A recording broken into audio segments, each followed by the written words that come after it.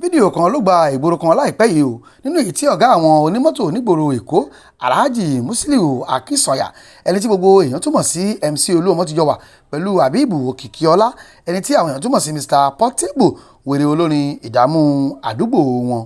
Nínú fídíò ọ̀hún ni Oluomo ti fi Portable lọ́kàn balẹ̀ nígbà tí ìyẹn wá lọ sílé tó ní kò sí ibi tí ọkùnrin olórin yìí kò lè rìn sí nígboro Èkó ó ní gbogbo àìpátá ló gbà á nítorí àwọn gan ni ojú Èkó kò síbi tí ọwọ́jà òun kò dé tá a bá ń sọ nípa Èkó fẹ́dírà. Ṣáájú àsìkò yìí ni Portable ti ní ìṣòro pẹ̀lú àwọn kan bí àwọn olólùfẹ́ David Adeleke ẹni tí gbogbo ayé túmọ̀ sí Davido ṣe ń dúnkòkò mọ́ pé àwọn kò gbọdọ̀ rí ní àdúgbò àwọn látàrí bí wọ́n ṣe ló yájú sí ọkùnrin olórin tàkásùfé yìí bẹ́ẹ̀ làwọn èèyàn Sam Larry náà láwọn ń wá gidigidi nítorí tí ó dárúkọ èèyàn àwọn nígbà tó sọ àsọjáàmù pé òun ni òun dá ẹgbẹ́ jàǹdùkú 1 million boys sílẹ̀ lẹ́kọ̀ọ́. Bọ́ọ̀rọ̀ ti ṣe wà nìyẹn o kí Portable tó gbéra lọ sí ọ̀dọ̀ MC Oluomo tí ẹ sì fi lọ́kàn balẹ̀ dáadáa wípé aburú kan báyìí kò ní ṣe níbikíbi nílùú Èkó. Fídíò ọ̀hún ṣe bọ́ sí ìgboro nìyẹn o tí àwọn èèyàn sì fún MC Oluomo lésì dáadáa kí ni wọ́n sọ ẹgbẹ́ wòtòwòtò tó ń lọ láàrin ìlú lásìkò yìí. Wọ́n ní kó má dé Mùṣín àwa la wà ń bẹ̀, wọ́n ní kó má dé Òṣòdì àwa la wà ń bẹ̀, wọ́n ní kó má dé Lẹ́kì àwa la wà ń bẹ̀.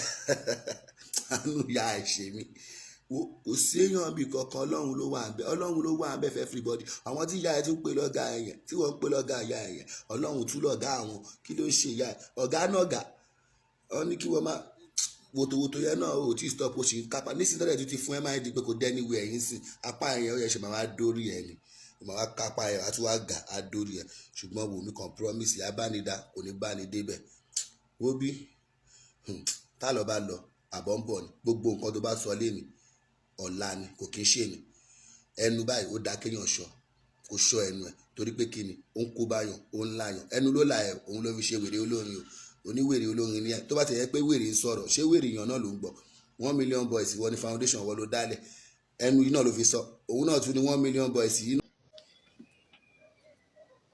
Alhaji Musiliu Ayinde MC Oluomo Ayinde ayédáadé bàámi kò ní bàjẹ́ ìbàrẹ̀ 1 million. Gbogbo èèyàn ló kúkú rí fídíò tẹ́ ṣe fún Portable ẹ ti ní kó rìn síbi tó bá wùn kó ṣe bó bá ṣe wùn sí gbogbo àdúgbò tó bá wùn kò sí nǹkan kan tó lè ṣe kò sí nǹkan kan tó lè ṣe ń tòótọ́ tẹ bá ti wá ń dánú dùn tẹ ti ń sọ gbogbo eléyìí lójú ẹ sáà ẹjọ́ ẹ rántí sọ fún kó yéé ṣe wòtòwòtò mọ́ ẹjọ́ ẹ ti pọ̀ jù ó ti lè sọ̀rọ̀ jù ó ti lè jamla jù ó ti lè jam tọ́ọ̀kì jù bẹ́ẹ̀ nu ẹ ṣe ń dín àkàrà ló ń dín ìpékeré ẹjọ́ ẹ rántí máa bá wa sọ fún kó máìndì ọ̀rọ̀ tó máa jáde lẹ́nu ẹ̀ ẹjọ́ ẹ pọ̀. When you see to me, this is Lagos State, you forget you. The Sabbath of Omani, Ọ̀gá ti fọwọ́ sí ojú àmọ̀. Anywhere, Olórin níbẹ̀.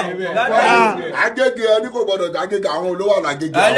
Lẹ́kì kò gbọdọ̀ jó sójà àwọn olówó àbẹ̀. Àwọn ọ̀gá ló wà Lẹ́kì. Ẹni kò gbọdọ̀ dé Lẹ́kì àwọn olówó àbẹ̀.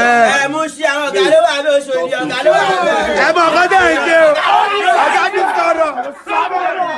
APC, Akoi Tinubu, 2023. Our youth and support.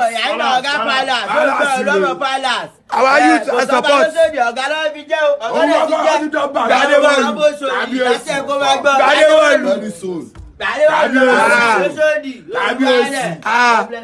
After national president. God